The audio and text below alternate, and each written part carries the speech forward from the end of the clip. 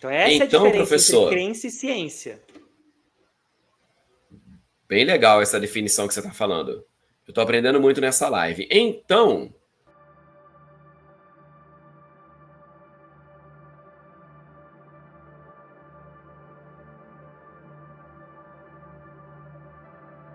o cientista, então, ele precisa, é como se fosse um treinamento. Ele precisa, então, deixar as emoções, as precipitações, quando ele está ali na pesquisa, ele precisa ser imparcial o máximo possível. Ele precisa apenas, ele precisa se ater ao fato, de fato, né? Ele não pode deixar as emoções. Será que é por isso que eu vejo assim, socialmente, o cientista, às vezes ele é visto como alguém que não tem fé em Deus. Ele é visto como, tipo, todo cientista é ateu. Hoje eu entendo que não é que ele não tenha fé. Não.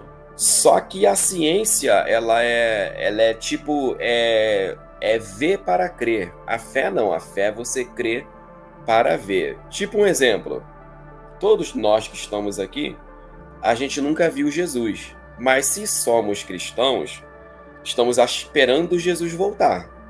Então a gente crê primeiro e por causa dessa crença a gente espera que ele volte. Agora a ciência é ao contrário. Penso eu, né? Em que Me sentido? corrija. A Não, em que ciência, sentido? assim, ela precisa ver para acreditar. Ou para pelo menos formar uma teoria. Até porque, tudo bem, Uhum. o cientista, ele pode acreditar antes de ver. Aí é a hipótese, né? Ele pode acreditar antes.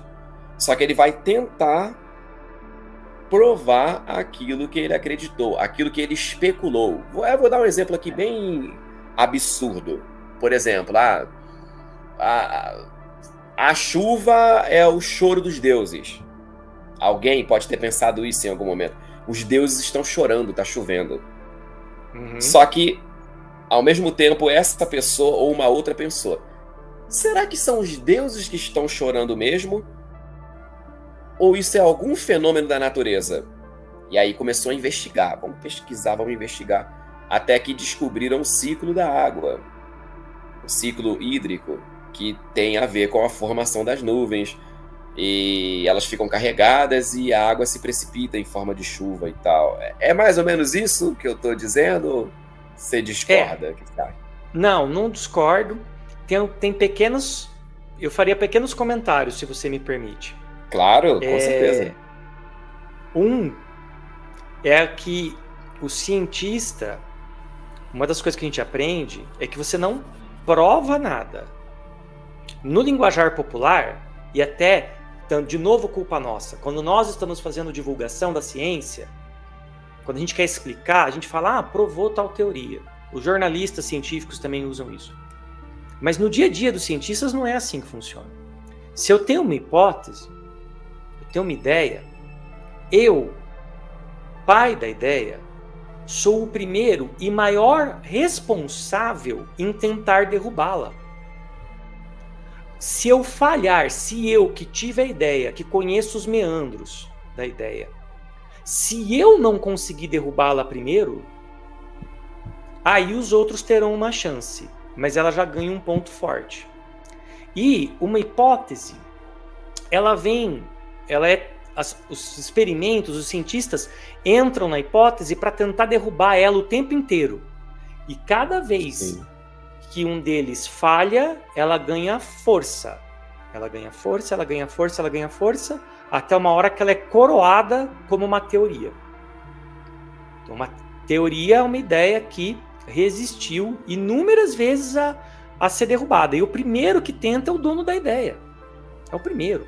Em que sentido isso? Por exemplo, o cientista não tem ego, não tem emoção?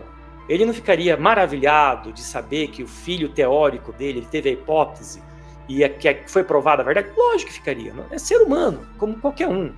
Né? Sim. Só que, do ponto de vista de método científico, quando eu tenho uma ideia, a primeira coisa que eu preciso fazer é, olha, se fizer um experimento assim, assim, assado, e você não ver tal efeito, derrubou a hipótese. A primeira coisa que a gente faz é propor uma maneira de desprovar o que eu acabei de propor. E é por isso que nós temos um critério muito alto para dizer o que é ciência, o que é física, o que é uma ideia científica. Ideia científica é aquela que pode ser desprovada. E aí entra o ponto que você falou da religião ou do Deus das lacunas, né? Como os antigos faziam. Um Deus para o vinho, um Deus para a chuva, um Deus para o trovão. Que é você dizer assim, você pode acreditar nisso? Você pode. Pode acreditar no que você quiser. Mas só é ciência uma ideia que eu posso derrubar. Ela tem que estar no jogo. Então, se você quiser dizer que a chuva é porque tem alguém chorando, eu não posso dizer que está errado. Você tem todo o direito de acreditar nisso. Mas eu, como cientista, vou buscar uma outra hipótese que eu mesmo possa atacar. É como se o jogo tivesse uma regra. Entendi. Na ciência, você não pode propor uma ideia que ninguém consegue contestar. Você não está no jogo. Então essa é a diferença, professor, entre crença e ciência.